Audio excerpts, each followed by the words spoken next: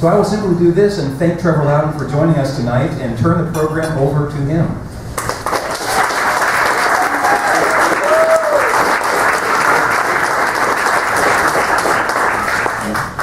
Thanks very much, Christian. Can you hear me all right? Yeah. Can you understand the genuine Southern accent? Really? Look, if you can't, let me know, because we hear American English all the time on our TVs, but I doubt you hear a Kiwi accent very often. So we have a few different words, you know. But thanks for inviting me here today. It's a real honour to be here. First time I've spoken in North Carolina. I've driven down I-95 a few times, but I've got a good look around the state and I'm looking forward to seeing more. Beautiful place. And look, I'm a little bit rusty. This is my second speech of this tour. I've done 5 tours of the United States, spoken to more than 200 Tea Party groups. I come on a 90-day visa. I'm very tempted to stay 91 because I'm told I'll get a free cell phone and help. I'm eager to try it out. Right, well, the thing that people always ask me is why do I care? Why do I care about the politics of the United States? And I live 12,000 miles away. Well, there's 2 basic reasons. The first is simple gratitude. You know, my country was only saved in World War II from invasion by the Japanese by the huge sacrifice of your fathers and uncles and grandfathers at the battles of Guadalcanal and Midway in the Coral Sea.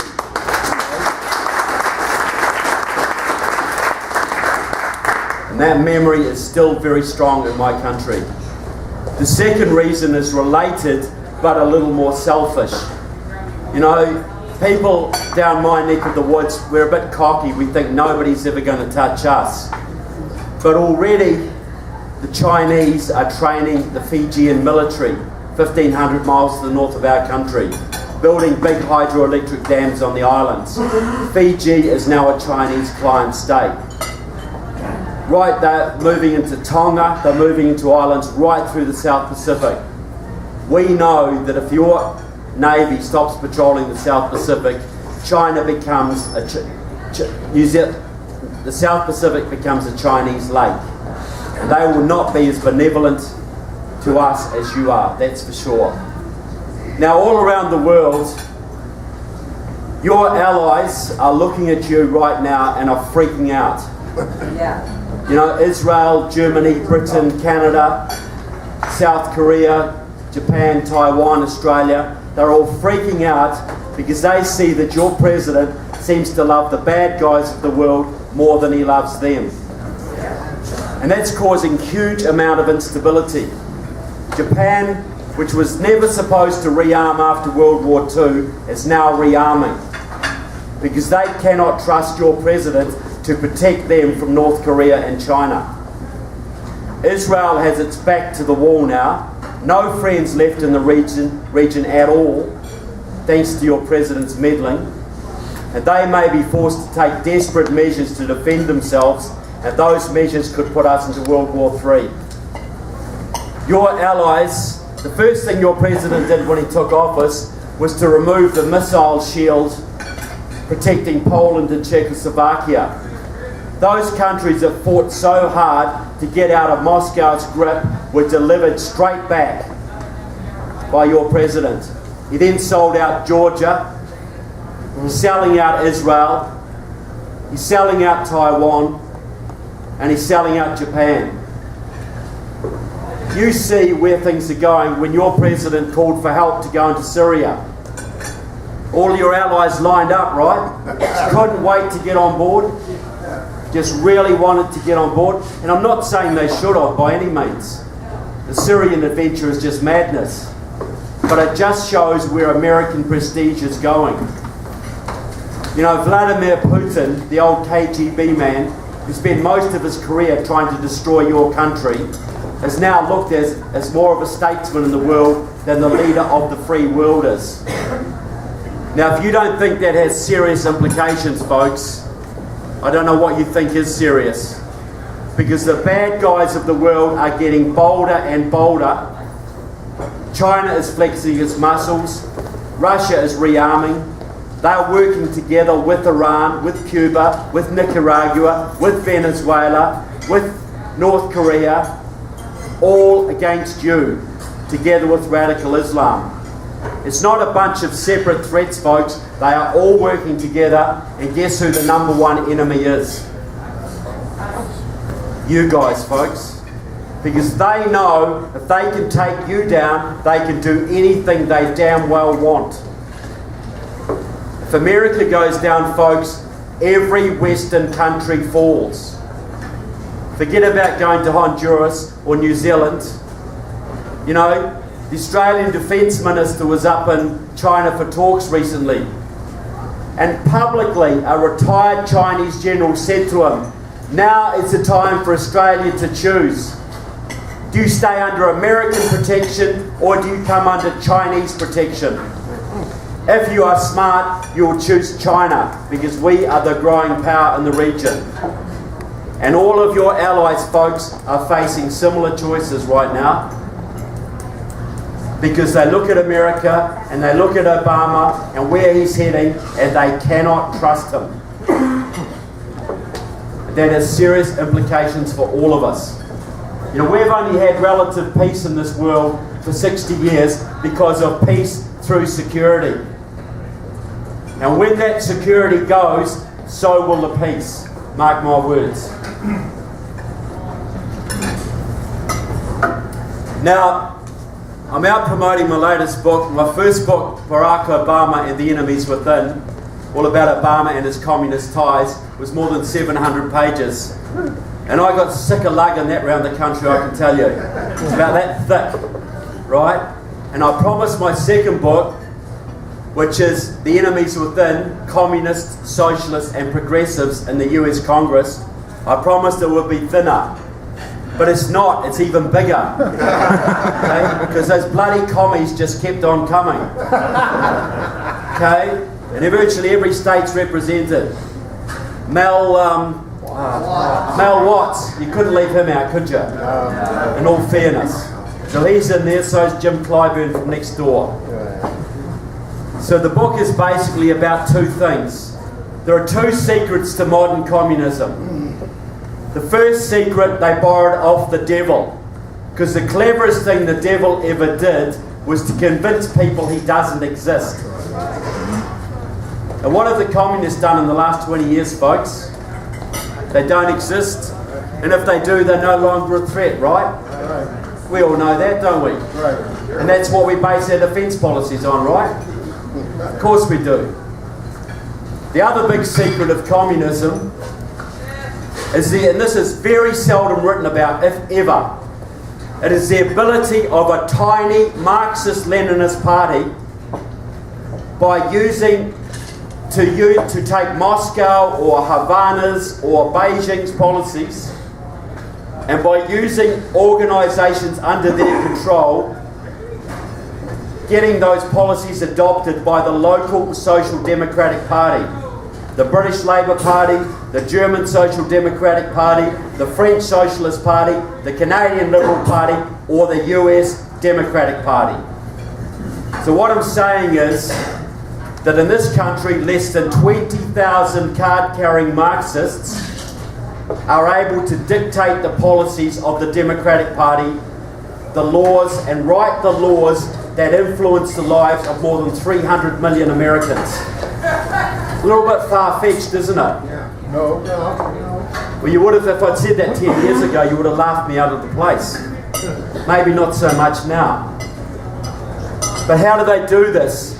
The key is the labour unions. Now, you were very lucky in America for a long time because your unions were run by hardcore anti-communists like Lane Kirkland and George Meany. Whatever their faults were, they kept the Reds out of the unions. But in 1995 there was a coup, the most significant coup in your history in the last 50 years. Because that was the year that Democratic Socialists of America, your biggest Marxist group, took over the AFL-CIO. They got rid of Lane Kirkland and they made their member, dear sayer, John Sweeney president. And now their man, Richard Trumka, is carrying the flag for him. Now what that did was to give the labour unions control of the Democratic Party. And because the Marxists controlled the labour unions, that effectively gave them control of the Democrats. That's why in the last 15 years, all the old conservatives and moderate Democrats like Joe Lieberman have been purged. The Democrats have gone way to the left because that was in 1995, the communists took over the unions. And there's hardly a Democrat in this country at any level who does not owe his job to the labour unions. So how it works is this. The communists set a policy. It might be comprehensive immigration reform, Obamacare, green jobs, normalisation of relations with Cuba, whatever it is. They set the policy, they make it labour union policy, and the labour unions make it Democratic Party policy. Every major policy on the Democrat platform right now comes from the Communist Party USA and Democratic Socialists of America. Every single one. Absolutely.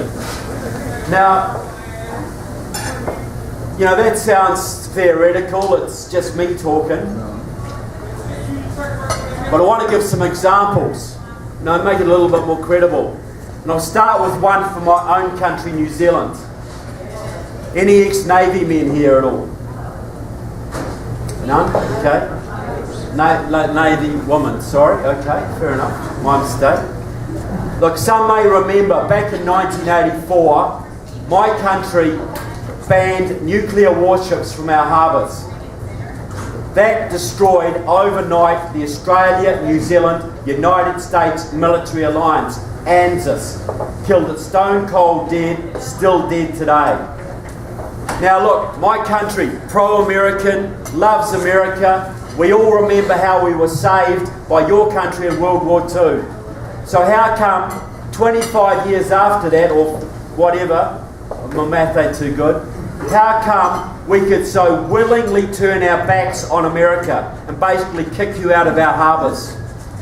Okay, this is how it was done. This is how it was orchestrated. A few years after that, I had the privilege over several months of interviewing a New Zealander who had infiltrated the New Zealand Communist Party for our security intelligence services, our FBI. He was a government spy inside the Communist Party. He rose right through the ranks, and in 1983 he was given the greatest honour any communist could enjoy. He was sent to Moscow to train at Lenin's Institute for Higher Learning and Leningradsky Prospect, the Lenin School. Went with 3 other comrades.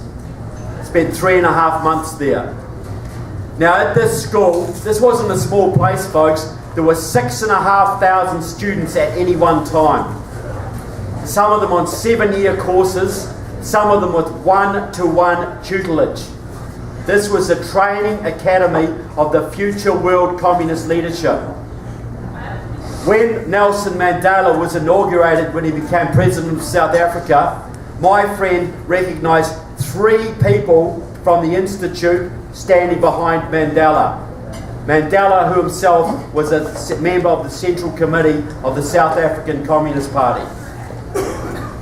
Now, all these people were taught a lot of things. They were taught Russian history to build loyalty to Moscow. They were taught espionage techniques, racial agitation, labour union building. But the most important thing they were taught was how to take Moscow's policies back to their home country, and by using the labour unions and the churches and the peace movement to turn Moscow's policies into law in their own countries. And that was done countless times.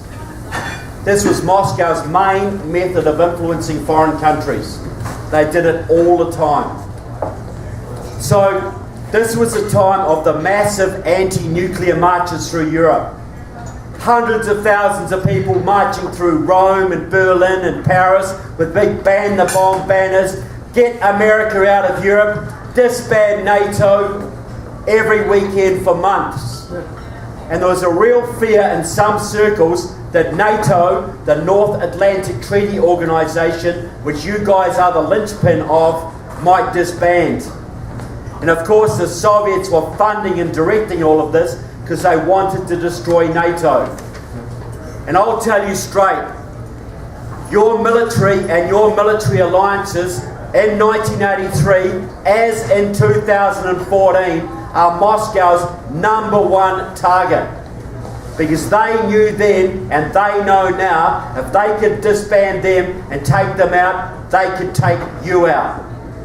They could dominate Europe, dominate the Pacific, dominate Asia, isolate you, and eventually take you down. And I'll tell you the most significant thing your president said in his first term of office when he was caught off mic in Korea with Mr. Medvedev. When I get re-elected, I'll have more flexibility to deal with you. And Medvedev says, yes, I understand. I will pass your message on to Vladimir. We are with you. Damn right he's with them. Damn right, because Obama has done more damage to your military than virtually any standing army on this planet could hope to achieve. And Moscow and Beijing and Tehran and Havana love him to death for it. Love him to death.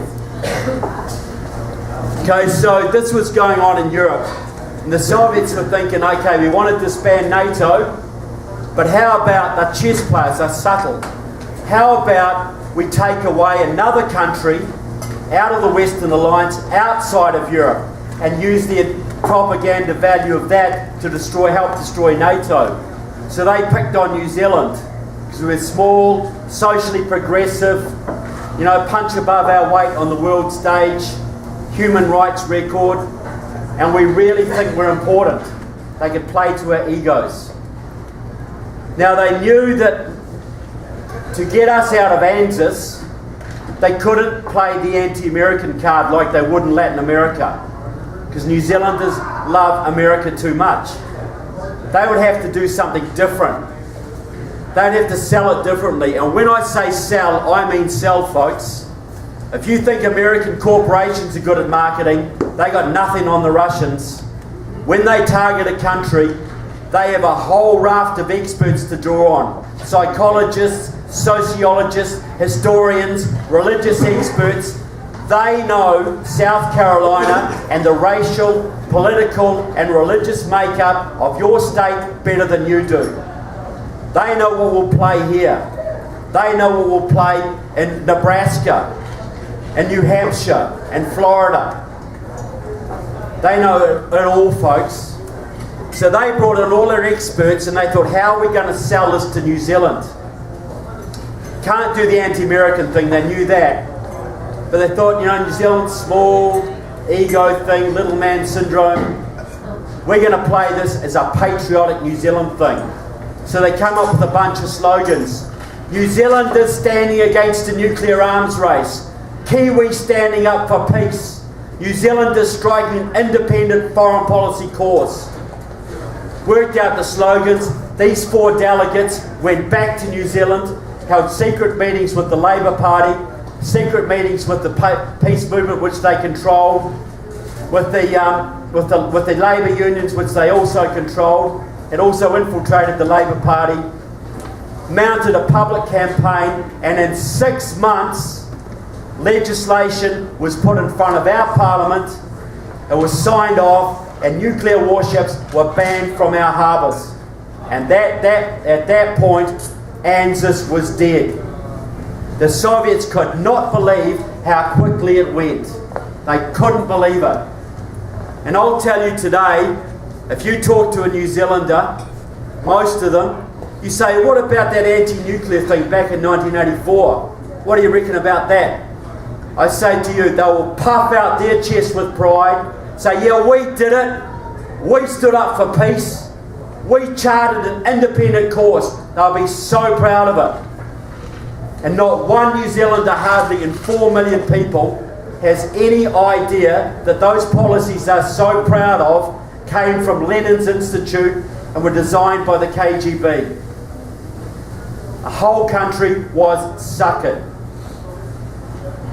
But could this happen in America? Could it possibly happen here? It's a rhetorical question. You might believe that. I bet you most people out there wouldn't. I'll give you some examples. We'll start with a small one first. Now, and I'm giving you both barrels tonight, folks, because I'm getting wound up, all right?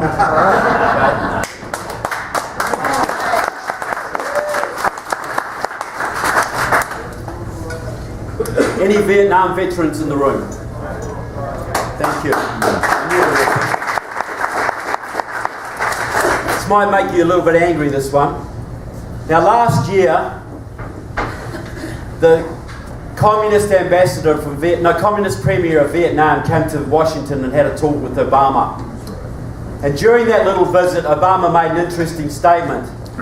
He said it's a well-known fact that Ho Chi Minh, Uncle Ho, the communist leader of Vietnam during the war, was a huge admirer of Thomas Jefferson and the Declaration of Independence.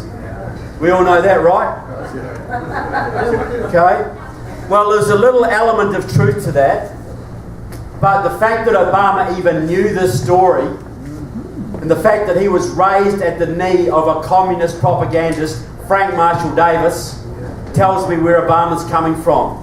Because this is a real story, folks. Uncle Ho was a hardcore Stalinist, trained at the Lenin School, Communist Party member for more than 20 years, had the blood of thousands of his own people on his hands. He was hardcore. Now, during World War II, Uncle Ho was fighting the Japanese invaders with his communist guerrillas. And he had help from the Office of Strategic Services, your American intelligence, the forerunner of your CIA. And that was legitimate because, you know, your CIA, your OSS was also helping Mao against the Japanese in China. Now, incidentally, the OSS was full of communists because Wild Bill Donovan deliberately recruited members of the Abraham Lincoln Brigades, the American communists who fought in the Spanish Civil War, because he wanted people with US military experience. Just note that name too. Those American communists didn't fight as the Karl Marx Brigade or the Vladimir Lenin Brigade. They were the Abraham Lincoln Brigade. Just like the communists had an Abraham Lincoln School in Chicago and a Jefferson School in New York. They always hide their revolution behind your revolutionary icons. But okay, Uncle Ho fought the Japanese. They got rid of the Japanese. The next step was to get in the revolution was to get rid of the French colonialists who came back to take their colony back after the war. Now Uncle Ho was thinking, the Americans helped me against the Japanese, I'm going to con them into helping me against the French. Because he knew that FDR didn't like the French very much. Okay? But he knew he had to get American public opinion on his side. And he wasn't going to do that if he went around spouting about Marx and the dictatorship of the proletariat. But he could do it if he went about talking about Thomas Jefferson and the Declaration of Independence, which is what he did all over Vietnam. Did a big rally in downtown Hanoi in front of thousands of people, OSS officers dotted all around. I'm a huge fan of the American Revolution. Thomas Jefferson is my revolutionary idol. The American Declaration of Independence is the model for our revolution. All total garbage, designed to suck you in to supporting him against the French. And that's what Obama was talking about, folks. And he would have known the reality of that. Now, FDR was going along with that, but he died. And a real Democrat named Harry Truman took office. And he was nowhere near as stupid. He would not have a bar of Ho Chi Minh. Told him to get lost. So Uncle Ho got the Russians aboard, and you know what happened next. But that's the story there. Now, Obama also made another statement during that meeting, which was significant. He said Americans need to get on board with repairing the damage done during the Vietnam War. Now what that means is you have to pay reparations to Vietnam for the damage done by Agent Orange and bombing that you guys did over there fighting off a communist invasion. Now, I'm a bit old-fashioned, but I thought reparations were what the bad guys pay to the good guys. Isn't that how it goes? So why are you, who supported people being invaded, paying reparations to the invaders? Why is that? Why that is because for several years in this country and in Australia and New Zealand, there's been a campaign orchestrated by the Vietnamese. They've set up organisations in your country. It's called the Vietnam Agent Orange Reconciliation. Oh, it's just gone out of my head. The Vietnam Agent Orange Reconciliation Campaign, I think it's called. It's all in my book anyway. And they are run by the Committees of Correspondence, which is a breakaway group from the Communist Party USA. Their most famous member is Angela Davis. Afro haircut, murder charges. Now this group is pro-Vietnam. So they've set up this little front group and they've been lobbying your congressmen and senators and got them on board to pass legislation in your Congress paying reparations to Vietnam. And they're moving that forward now, folks. Still going forward. They got Tom Harkin on board. They got Jeff Merkley on board out of Oregon. They've got Sheila Jackson Lee out of Texas. John Conyers, surprise, surprise. They got a few more as well. They also, while he was still a congressman, before he became mayor of San Diego and got in the spot of Bob Filner, the son of the head of the Pennsylvania Communist Party, by the way. They got him to go to Vietnam to negotiate these reparations a couple of years ago. That trip was paid for by the International Association of Democratic Lawyers, an old Soviet front now run by the Cubans. A communist front paid a serving US congressman to go to a communist Vietnam to negotiate reparations from your country to theirs. Now the worst thing is, folks, it won't even go to their veterans. It'll just go to the Vietnamese government to do what they want with. Now, how many people do you know in this country, folks, still suffering from the effects of Agent Orange? I know them in my country. How long did it take them to get any money, folks? If any. All sorts of, and their children are still suffering. There's never enough money for those people. But your president thinks there's enough money to send it to Vietnam to bail out their country. And that's happening now, right now, orchestrated by a Communist Party of 300 members, right now. Does that make you a little bit angry? Yeah. Should hope so. The chapter in my book is called The Vietnam Scam, and that's what it is. These people are even going around veterans groups talking about this. Don't tell them they're communists, though. Now, there's another bigger scam going on that you might have heard of. Anybody heard of Obamacare? One or two of you? Good to see you keeping up. Okay. Now, look, I know it's not fully socialised healthcare yet. But does anybody think that's not where it's heading? Oh yeah. Like they've admitted it. Schakowsky's admitted it. Harry Reid's admitted it. It's going to single payer. And the worse it gets, the better they love it. Because they're going to blame the doctors and the greedy insurance companies, and the only answer is going to be state-run healthcare. And I'll tell you who's behind this, folks. There's an organisation called Democratic Socialists of America, 7,000 strong. They've been pushing this for 40 years. They are the people behind this 100%. Now, just digress a little bit, as I come from a country that's had socialised healthcare for more than 50 years. And I can tell you, it sucks. It sucks very big time. Now, you know, waiting lists, you know, it's just normal, 3-5 years, whatever. People die on them all the time. But you think about this, people still say to me, oh, you look, what about pre-existing conditions and, the uninsured, and it's fair, everybody gets a, chunk of the pineapple. It's all fair. Well, look, the big thing they all forget, the big thing the Liberals all forget is quality. And is there any more important word when it comes to your healthcare? Is there? Now, okay, if you're in a free market healthcare system, and I know you don't have that, but at least you have elements of it. If you're in a free market system, you are a customer.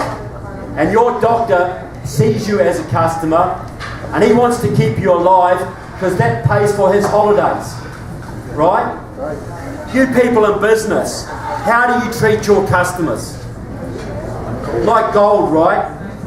You love your customers. You make friends of your customers. That's how American business runs. And it's great. It's a benevolent system. But if you're in a single payer system where the government pays all the bills, right? The budget is this big, but the needs are infinite. So what do you then become? You become a liability. And you people in business, how do you treat your liabilities? Get rid of them. You eliminate them, right? You don't need death panels, folks. Forget death panels. Every doctor in every hospital will become his own death panel. If you've got a fixed budget in your department for chemotherapy, and you've got a 75-year-old guy here who needs $100,000 worth of chemotherapy to extend his life 3 years, and you've got a 7-year-old girl here who needs $100,000 worth of chemotherapy to save her life, who are you going to do it? Who's going to get the treatment? What humane person? You're going to give it to the girl, right? What else would you do?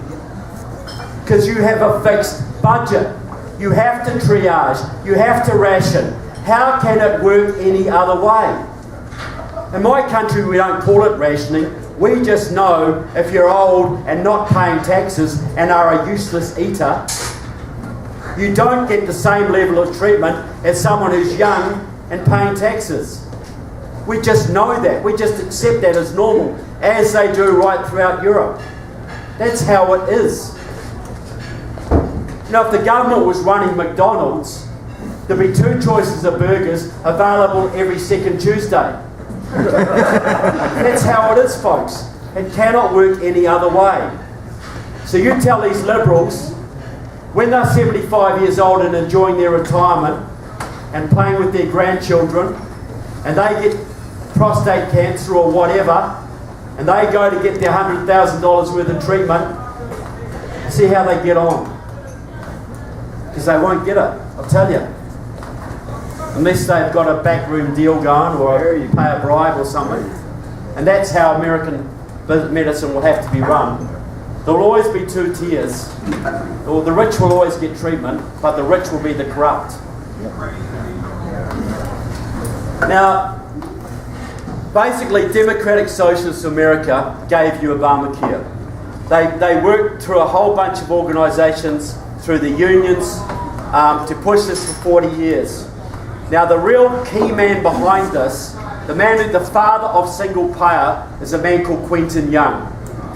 Now, he's a retired physician out of Chicago. He's pushing 90 now, and I often wish he'd gone to live in Britain 15 years ago, because he probably wouldn't be with us now. But he is. And he's enjoyed your health system while he's trying to wreck it. He's set up numerous health organisations, Physicians for a National Health Plan, worked with the AMA, worked with Canadian doctors, worked with people like, John Conyers. See, they pushed this for many years. And they put bills in front of your Congress on many occasions, but it always failed. And it was only in 2009 with the Affordable Health Care Act they made progress. And it's no surprise that the progress came under Mr. Obama, because for many years in Chicago, Quentin Young was Mr. Obama's personal physician. Has openly claimed credit for indoctrinating Obama into the ideas of single-payer health care. But more than that, Quentin Young was a 40-year veteran of the Communist Party USA, until he left that organisation to set up Democratic Socialists of America. A Marxist indoctrinated your president into the system. And to prove a little point, before the 2012 election, the Obama campaign released a little video. It was designed to mock Mitt Romney. They said, hey, guess what, Mitt? You know how you hate Obamacare, and you're the author of, you put your name on Romneycare. Well, ha ha, Mitt, the joke's on you. Because the man who designed Obamacare for us, a Massachusetts state legislator called John McDonough, he designed Obamacare, and guess what, Mitt? He was the man who designed Romneycare. So ha ha. What they didn't say, well, Mitt Romney got that bill, that's right, it came out of the Massachusetts state legislature, which is shot full of Democratic Socialists of America supporters. And he basically tried to modify it and push it back, but he got stuck with it. John McDonough was the man, all right. What the video didn't say was for many years, John McDonough was the chair of Boston Democratic Socialists of America. A Marxist. So a Marxist designed Obamacare, another Marxist from the same group personally indoctrinated your president into it, and a whole bunch of Marxists from the AFL-CIO and physicians for a national health plan promoted it. Democratic Socialists of America gave it to you. And now they're out there now waiting for it to collapse so they can make it single payer. They're openly writing about it in their publications. You know, 7,000 people are about to change your country forever. And they cannot be allowed to do it, folks. We've got to make every stand against it we can.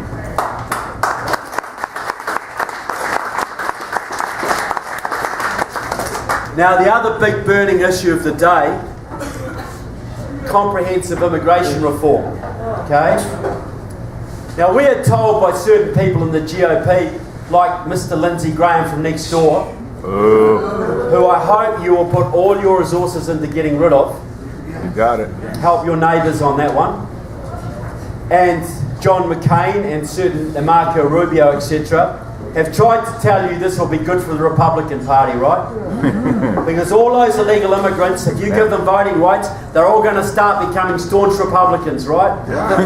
Voting for the GOP all the way. Yeah, right. You know, just like the 90% of the black population in this country, they're all going to start voting Republican, right? The 80% Jewish population in this country, who voted Democrat for 100 years, they're all going to change in a hurry, right? Now look, this is driven by the left. You know, you've got the Republicans pushing it, some of them, and they tend to be the ones in the pocket of the Chamber of Commerce, which has spent $1.7 billion promoting this in the last 10 years. It's easy to see what they want. They want cheap labour to run their factories and farms. That's all they see. They don't give a damn about the border security or the national integrity of your country or the future politics of it. They're just out for the money. But the real drivers of this is the left. Now, this movement started back in the 1950s in California. It was a man called Bert Corona, leading member of the Communist Party USA, also a leading Democrat. He set up the Viva Kennedy clubs in the Democratic Party in the 60s, the first organised effort to bring Latinos into the Democratic Party. He also basically fathered the immigrants' rights movement, set up a whole bunch of organisations through California and the Southwest to encourage illegal immigrants to come across the border, to get them jobs, get them green cards, and get them citizenships. And this was a deliberate communist program. Now, he had a whole bunch of mentors that he trained. He trained hundreds of people, and 3 of them are very active today. One of them is Antonio Villagrosa, who was until recently mayor of Los Angeles, a hardcore Marxist-Leninist, trained in Cuba as a young man. He turned Los Angeles into a sanctuary city, forbade the LAPD from enforcing immigration laws, and the illegals flooded in and changed the demographics of Southern California. One of his comrades was Gil Cedillo, another Marxist. He was head of the Senate, California State Senate until recently. He got the DREAM Act pushed through in California, which gave a whole bunch of rights to the children of illegal immigrants. The third member of this little triad, and they all work very closely together, is Maria Elena Durazo, currently the leader of the California AFL-CIO, most powerful woman in that state.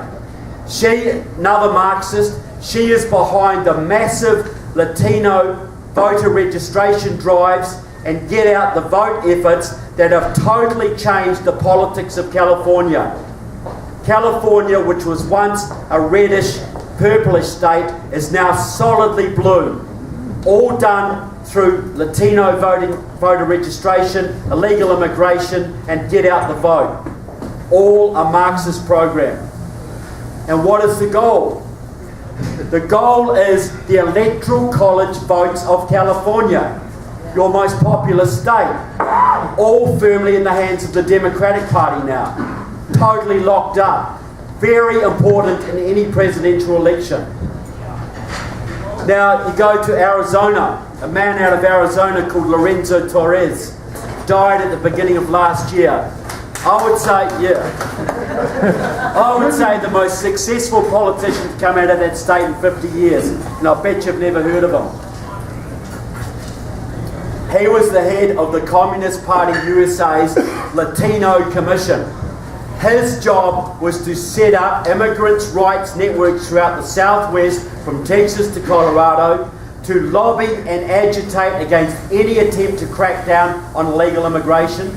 He led the charge against SB 70 in Arizona a couple of years ago, which the battle he fortunately lost. He was the man.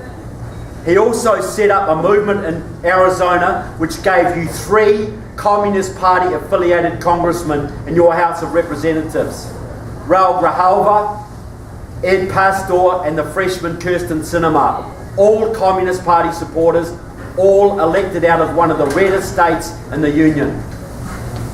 Now, the third man who's active today, he's the leader of the movement right now. He's a man called Eliseo Medina. Was until recently the executive vice president of the SEIU union, biggest union in your country, one with the biggest Latino membership. You would have seen him many times on TV in his purple shirt leading immigration rights rallies. He is the leader of the movement today. He's worked with Raul Grijalva, Luis Gutierrez, out of Illinois, the congressman who's driving this in the House, a former member, incidentally, of the Puerto Rican Socialist Party, a pro-Cuban Marxist-Leninist group, driving this in the House. Medina is also a member of Democratic Socialists of America. He is also a former member of Obama's Latino Advisory Committee. He has been getting union members all over the country to lobby your congressman over the last several months to pass an immigration bill through your House. He is driving this 100%. And to prove a little point, which organisation in this country 20 years ago was the most hardcore against illegal immigration? The unions. They were constantly lobbying Congress to increase penalties for any employer caught employing illegal aliens, because they correctly saw that illegal immigrants were unfair competition for their members. Logical from their point of view. Today, which organisation is leading the charge to legalise and give voting rights to illegal immigrants? The unions. What's changed? They need the money. They need the money, they need the members, but what changed most effectively was in 1995, DSA, Democratic Socialists of America, took over the labour unions. Because before that, they were there to represent the interests of their members and give their union bosses nice holidays overseas. Okay? But after that point, after 1995, they were there to promote socialist revolution. And illegal immigrants are not good for union members, but they are bloody good for socialist revolution. That's why they've changed 100%. And that change was engineered by Eliseo Medina. After several years of effort, he got it passed at the AFL-CIO's convention in Louisiana in 2000. And it ain't easy to get union members to vote against their own interests, and he has got to be credited with this big sales job, because he did it. A Marxist. Now, why does he want it? Part of it's the members, but the most important point is this. A couple of years ago, Medina was at a big conference, big progressive conference in Washington, D.C. He got up in front of the comrades and told them why he was pushing this. The number one priority for our movement, comrades, is an immigration bill. We have to pass an immigration bill. We have to give citizenship and voting rights to 11 million illegal immigrants. And did he talk about compassion, reuniting families, reinvigorating the economy? Not a word. All he said was this. He said in 2008, Latinos voted 70% for Obama and progressive candidates. If we stand by these people and give them citizenship and voting rights, they will stand by our movement. That will give us at least 8 million more Democratic Party votes. That will give us a governing majority, not just for the next few election cycles, but for the foreseeable future. In other words, a democratic one-party state. Because if they have 8 million more votes, folks, Texas goes blue, the Southwest goes blue, Georgia goes blue. And you take the electoral college votes from Texas alone, combine those with the electoral college votes from California, it makes it mathematically impossible for the Republicans or any conservative party to ever win another presidential election. Ever. It's gone, folks. At that point, it's gone. At that point, you don't become like Europe, you become like Venezuela, then like Cuba. That's what it's all about, people. And you have traitors in the GOP trying to tell you this is good for the Republican Party.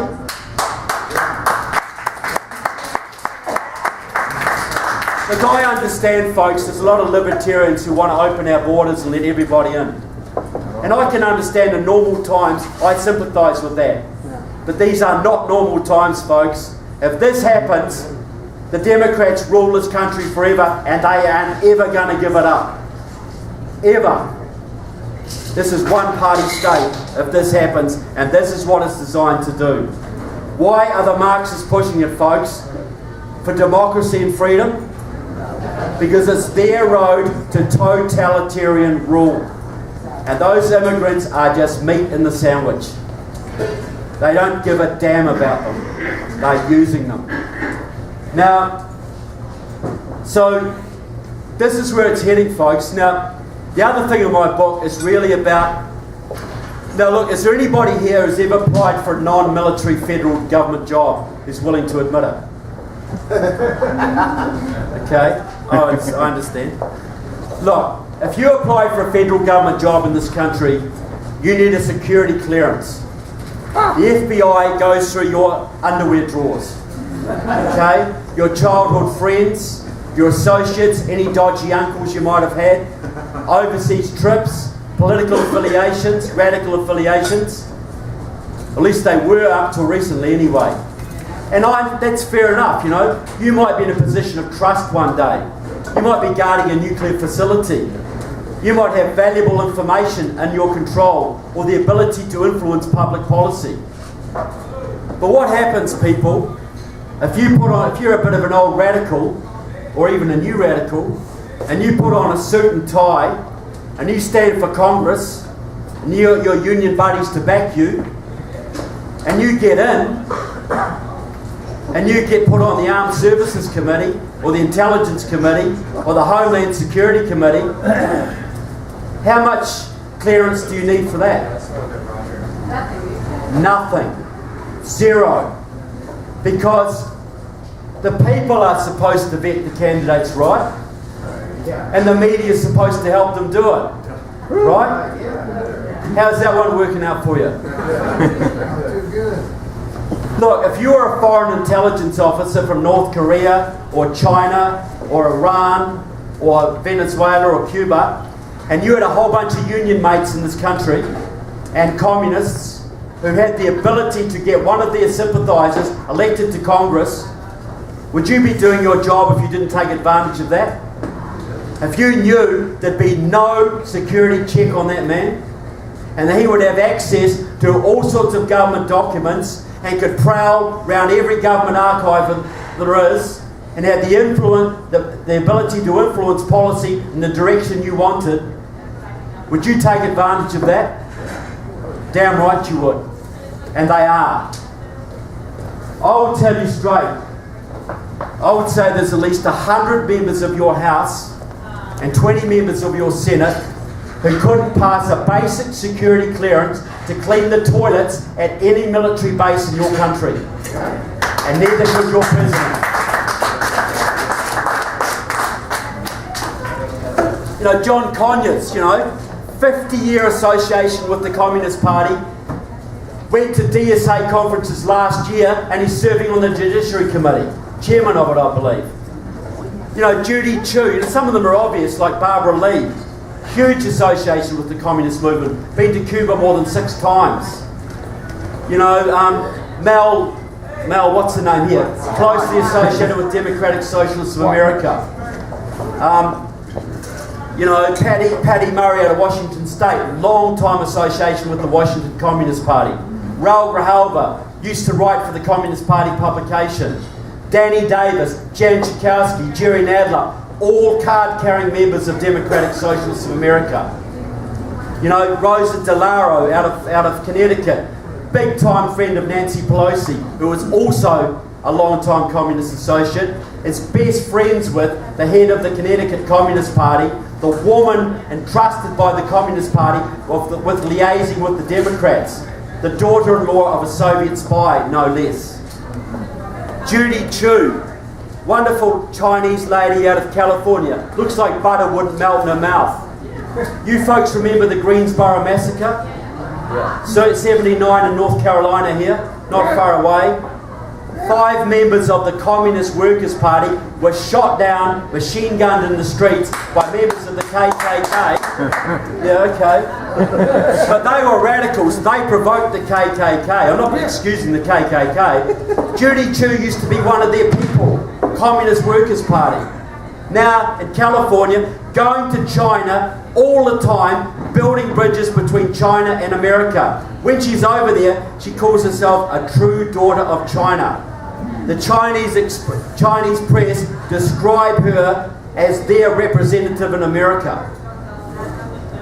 You have 100 of these people, folks. Not 3 or 4. There's 100 of them. I profile 51 members of the House in the book and 14 senators. If I did the whole lot, the book would be this thick. But I've tried to do some of them. Do you think there could be a problem? Yeah. You can fix everything. You can fix your economy. You can fix education.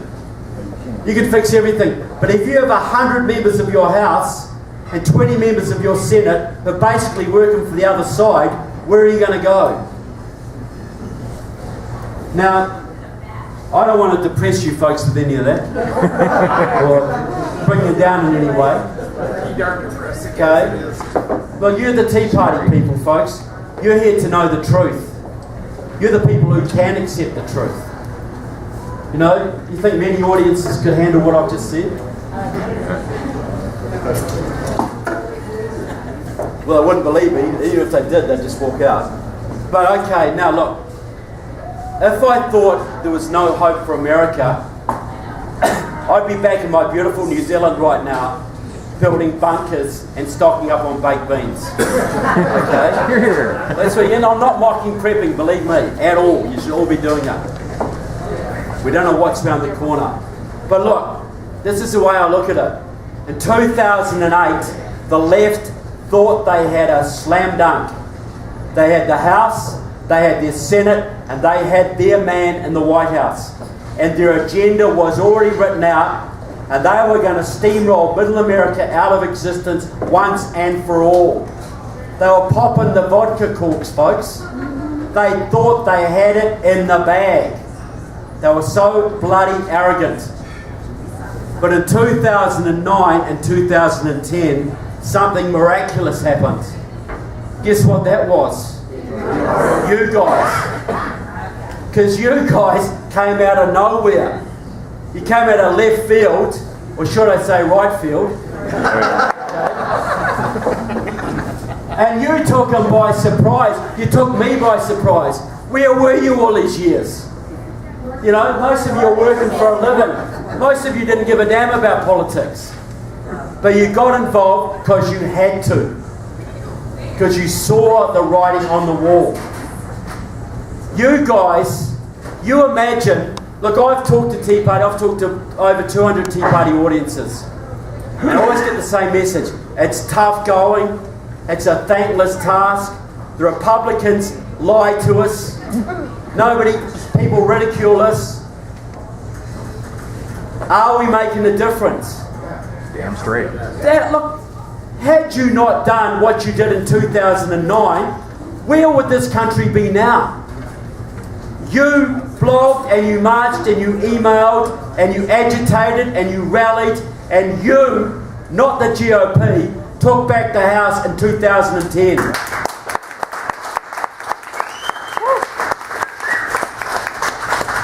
And you know what you did? You brought the agenda of the left to a grinding, screeching halt. You took it off them. They had it in the bag, and you went away and stole their lollies. You stole their toys off them. And some of you wonder why they hate you. Why they call you dirty names. Look, folks, they had socialist revolution sewn up. And you stopped them. You saved your country. You've got to give yourselves a pat on the back for that, people. You really do. Some of you may not see that, but I'll tell you what, people from overseas see it. Because we can see, sometimes when you're outside the battle, you can see it better than when you're inside. You can see the significance. But I'll tell you what else you did, people. Maybe even more important. You kick-started the Second American Revolution. Because there are more people in this country now who understand the Constitution and the separation of powers and American exceptionalism, what makes America different than at any time since the Revolution. I go to the bluest of the bluest states. I've spoken to 600 people in Michigan, folks. 500 people in Massachusetts. You go outside those big cities, and there are hundreds and hundreds of thousands of people just like you, all over this country. And they weren't there 10 years ago, people, but they're there now. They're there right now. You have fought back Common Core. You have altered state houses all over this country, county commissions. You have put the wind up the GOP like you cannot believe. You know, you have, and one of the most important things, all those state houses you have changed all over this country. You know better than me. This is not a unitary state. This is a federation of states. And you have enabled states, your states, to give the finger to the federal government.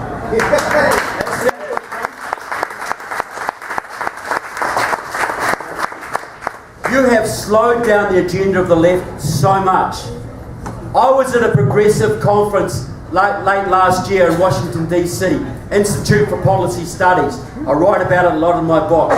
Marxist, pro-KGB ties, Cuban intelligence ties, you name it. They write the policy for the Obama administration. They are bad people.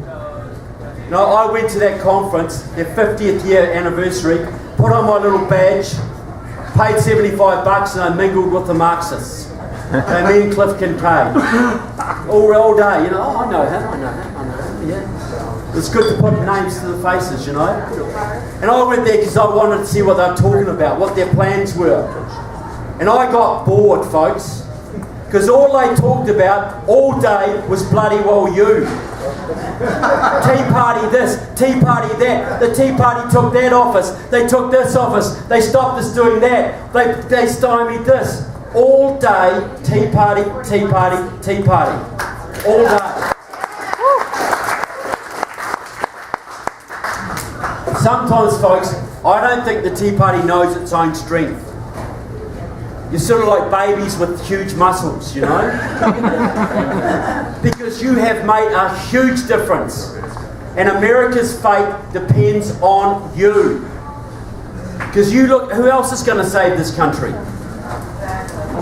Anyone else? I don't want to put a big responsibility trip on you folks, but you just got to look at reality. How America goes is how the world goes. And how America goes depends on people like you. Right now. Now, I'm going to do something now that is pretty bad manners really, because you don't come into someone else's country and tell them how to do things, right? It's a bit like going to your neighbours and telling them how to do their decor, isn't it? But I get asked this all the time. What, from an outsider, what would you be doing? Because I see a movement now in flux. You know, you've had some victories, you've had disappointments. You've elected people that have let you down. You're hanging together, but you're not really sure where to go now, or what the best course of action is. You know, some people want to form a third party. Some people want to just do local issues. Some people want to take over the GOP. There's all sorts of avenues. Now I'm going to say what I would do, and you can take it or leave it, you know. I'm just looking from the outside. Now, I've basically told you, you have 2 election cycles to save your country, okay? Now that's 3 years, right? But under 3 years. Because if the Democrats win again, it's going to be pretty tough. Real tough. Because they're going to get those 8 million votes, and that's going to make it hard. Now, so whether you like it or not, you're looking, okay, who's going to stop the Democrats to at least get them out of power? Because that's the first thing that has to be done. When you got cancer, the first thing is to cut out the tumour. Then you start to recover. And that Democratic Party is a pretty big tumour right now. Okay? To put it mildly. I'm not, you know, it's a bit unkind to tumours, but... Great analogy. It is. Okay, so you got 2 elections. Now there's only one political party that can stop the Democrats realistically in that time. A third party ain't going to do it in time, folks. It ain't. It's just reality. If we had 20 years, I'd say go for it. Absolutely. Okay, so there's only one party can stop them, that's the GOP. But the big question is the character of that GOP. Because if the old guard wins, and they give you a fat boy from New Jersey, or a Jeb Bush, you're going to lose, folks. Yep. And even if you fluke a win, you still lose. Because progressivism just rolls on. But, and nothing's guaranteed here, but if you had a man say, and I'm not picking your people, but I'll pick one who's a front runner right now. If you had a man say of the caliber of Ted Cruz, things could be very different. Now, if I was, okay, now I'm going to go back a bit. 1976, right? You'd been losing your freedom, Republican, Democrat for years and years and years. Every government got bigger and your freedom got smaller. And a man came out of California that year who was real sick of that, Ronald Reagan.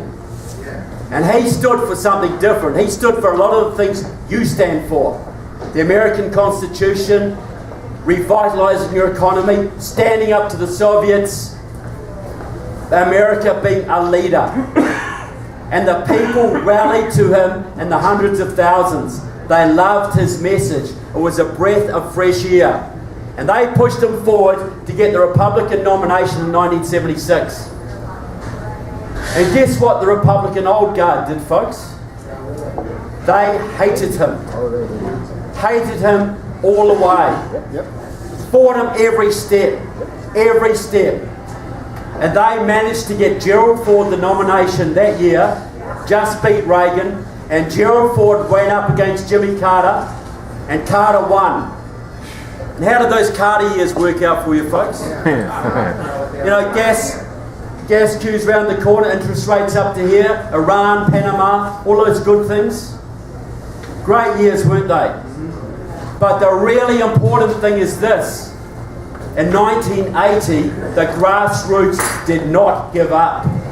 They got behind Reagan again in 1980, and they pushed even harder this time and got more organised, and this time they forced the GOP to give them their candidate. Forced them, and they did have to force them. And Reagan went on to sweep the country in a landslide. The GOP old guard couldn't believe it. Swept the country in a landslide, and he changed this country so much for the better. Anyone going to argue that proposition? No. He couldn't do everything he wanted to, especially in that second term with George Bush one on his shoulder. But he made a huge difference to the character and just the feeling of this country. The economy, revitalised it, stood up to the Soviets. He did so much. So that's where you are, folks. You are now in 1980, and your choice is what you do. But I'll also digress another little point. Now, we're always told, right, that we've got to get the young on board. We've got to get the young people involved in the movement and fighting and whatever, because this is a grey movement, you know, be honest.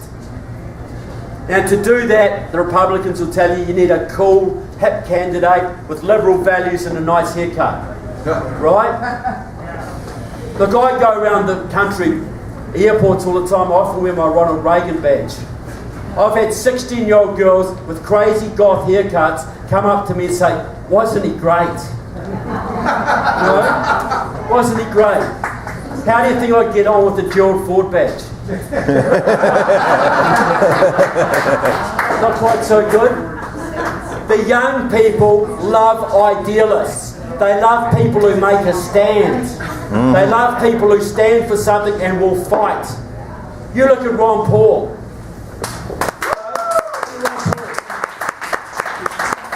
He's young and hip and he's got a nice haircut, right? He's a grumpy old bugger. But no matter what, you know, I have some disagreements with him, but on you know, the economy, on the Federal Reserve and all those things, he stands firm. Totally true, all the way. And who loves Ron Paul like a chocolate? The young people. The colleges are full of them. The young love people who stand up. People who are consistent, believe in something and won't sell out. Now look, so that brings us to now. To win the next election, right, you need every element of that old Reagan coalition. Because they're going to have vote fraud. The media's against you. You know, you're going to have so much opposition to win, you're going to need every single element of that old coalition. Plus, you need those 1% young libertarians who voted for Gary Johnson last time. You need the fiscal conservatives and the social conservatives, the defence conservatives, the mainstream Republicans. You also need the 2 million Republicans who stayed home last time, who could have won the election for you. And you need, I'll tell you who you really need, you need the 4 to 6 million evangelical Christians who don't vote. You need them all, people. You cannot afford to ignore any of your base. Karl Rove did it last time, went for the independents and spat on his base. And guess what happened? Guess what happened? And guess what will happen next time if he's allowed to do it again? Okay, now this is what I would do if I was a man like Ted Cruz, right? I'd be getting in now, early, before Christie and Jeb Bush get up ahead of steam. And I would know that I have to build that coalition. And every person in that coalition wants something. Everybody's turned on by something. So I would do this. I'd get a team together now. I would go to Alan West and I'd say, I want you to be on my VP ticket, right?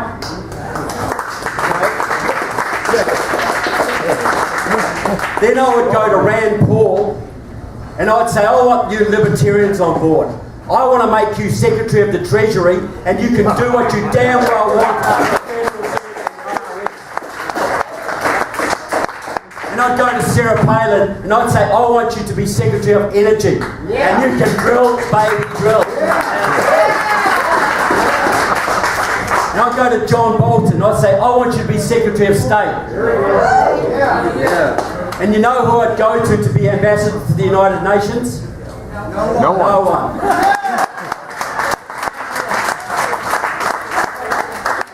Then I'd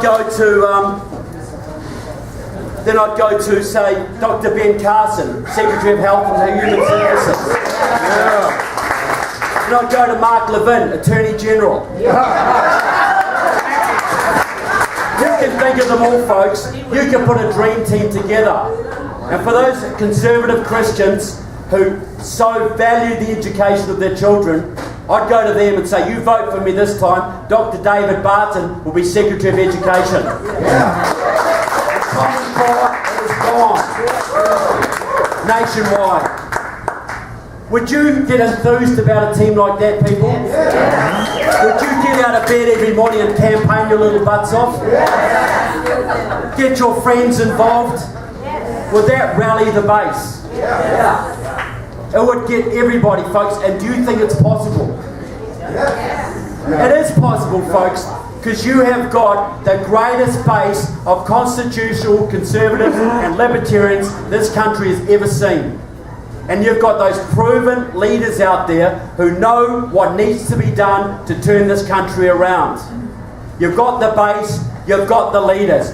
Put them together now. Soon. Because if you do that, what the hell is the left going to do to counter that? Hillary. What do they do? They would, imagine them. Look, last time, Sarah Palin she got beaten up. Nobody'd come to defend her. You try beating up 10 or 15 hardcore patriots like Alan West and Rand Paul and Mike Lee and Ted Cruz. You try it. They would come out swinging.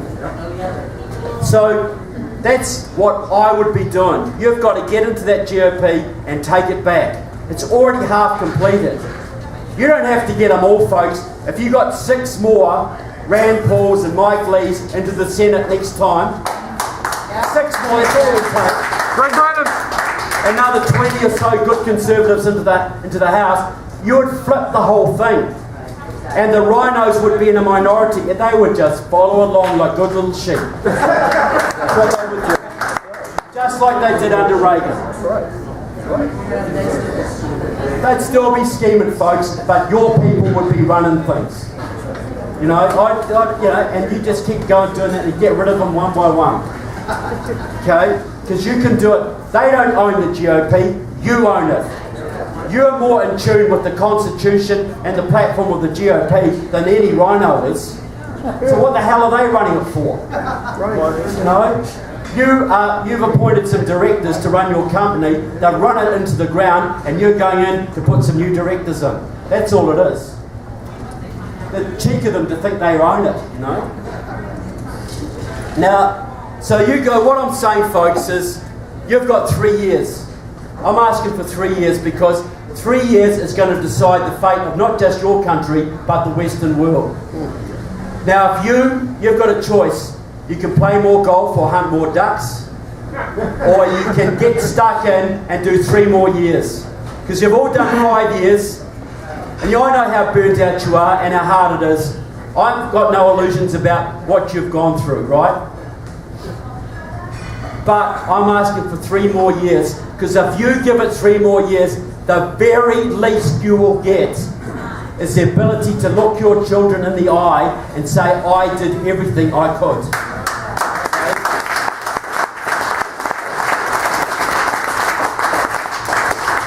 What's that worth to you, folks?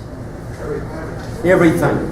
And if you win, which you can do, You'll give them not just the country you inherited, but an even better country. The greatest country that's ever existed. And you'll start not just a freedom revolution in here, you'll fire a freedom revolution across the planet. Do you not think we will follow your lead? Damn right we will. We're watching you now. It's bubbling up everywhere now. It needs the leadership. And if America can you win back your freedom here, we can win it back in our countries too. Now, I know it's tough. I know it's not easy. You give up a lot. I was down in Morristown last year in New Jersey, up in Morristown. I went to the encampment there that the troops wintered in 1780. The harsh winter of 1780. 10,000 troops started. There were 6,000 by the end of the winter. Death and desertion got rid of the rest. The officers were eating their pet dogs. The troops were raiding the local farms, who hated their guts, by the way. And the troops were boarding up their own boots to eat them. And that wasn't just one winter, that was every winter like that. But they persevered. For what? For some dream that they knew nothing of. Do you think those troops had any understanding of the country they were creating? Do you think they had any idea? You know, when your troops lost most of their battles, they were chased across every state that existed then. They fought all the way. They were beaten many times. But finally, they staged a surprise attack at Yorktown and they took the British down and they won. And look what they gave you. Look at the amazing country. A bunch of farmers and lawyers and blacksmiths and seamstresses and fishermen took on the greatest military empire the world has ever known, and they bloody well beat them. How miraculous is that? I got a favourite quote from Goethe. If you are bold, powerful forces will come to your aid. Well, the French came to their aid, but you know there was a lot more than that. George Washington, he understood how miraculous his victory was.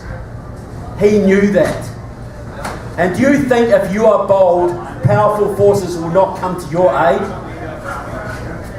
Do you think if you fight and strive, things will happen that you can have no idea of today? Do you think it will be deserted? You will not, folks. But you have to be bold. You've been bold so far, and I want you to be a bit bolder for a bit longer. And I think you can all do that. Now we look, you know, when you're in the battle, folks, it's real hard to see. You can't see the forest for the trees. It's really hard to see your place in history. You look at those troops back in the 1780s. We can see their place in history now. We can see what they did. Do you think they could see it then?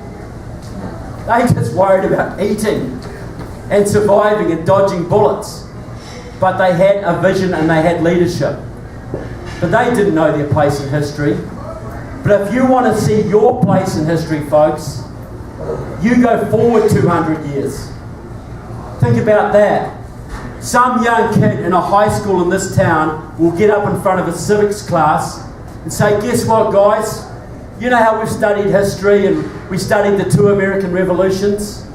You know that second one, when everybody thought the country was done and the people stood up and they took back their country and they restored the Constitution and they gave us the liberty and prosperity we enjoy today. We've all read about it, right? But I did something. I studied my family history and I found out, this is amazing, I found out my great-great-great-great-great-grandma and granddaddy, they were in the Charlotte Tea Party. North Carolina, right here. So that's your place in history, folks. That's your role. So I just want to say to you folks, thank you so much for having me here. Thank you for what you're doing for your country and my country and liberty. God bless you all, and God bless America. Thank you.